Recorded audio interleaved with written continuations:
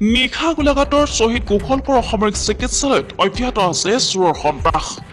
গোলাঘাট শ্বহীদ কুশলকোঁৱৰ অসামৰিক চিকিৎসালয়ত চিকিৎসাধীন ৰোগীৰ অভিভাৱকৰ তৎপৰতাত হাতে লোটে ধৰা পৰিল মোবাইল চোৰ। গোলাঘাটৰ শ্বহীদ কুশলকোঁৱৰ অসামৰিক চিকিৎসালয়ত চিকিৎসাধীন ৰোগী অথবা অভিভাৱকৰ মোবাইলৰ লগতে অন্যান্য মূল্যৱান সামগ্ৰী চুৰি হৈ থকা কথা কোনো নতুন কথা নহয়। যিকোনো অপৰাধমূলক ঘটনা ৰোধ কৰিবলৈ এই চিকিৎসালয়খনত আছে গোলাঘাট আৰক্ষীৰ অধীনত এখন উপকেন্দ্ৰ। কিন্তু এই ব্যৱস্থাৰ স্বত্তেও সঘনাই চিকিৎসালয়খনত সংঘটিত হৈ থাকে চুৰি কাৰ্য।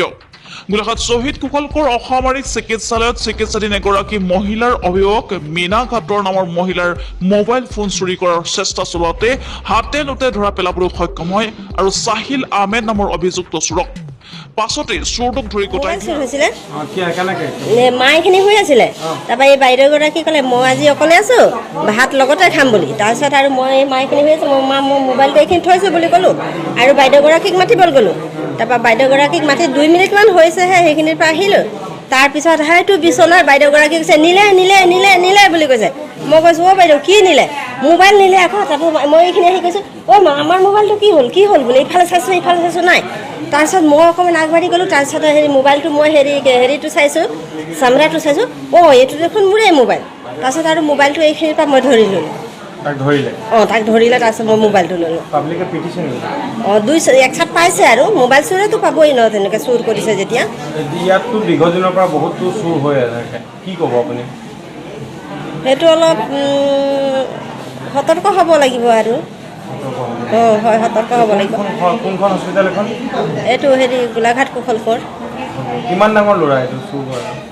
ল'ৰাটো 18-19 বছৰ মানত হ'ব নেকি। আপোনাৰ ঘৰ কোন জেগা? আমাৰ দৈগুং মিঠান চাপৰি। কি নামটো কি? মোৰ নাম মীনা ঘাটোৱাই।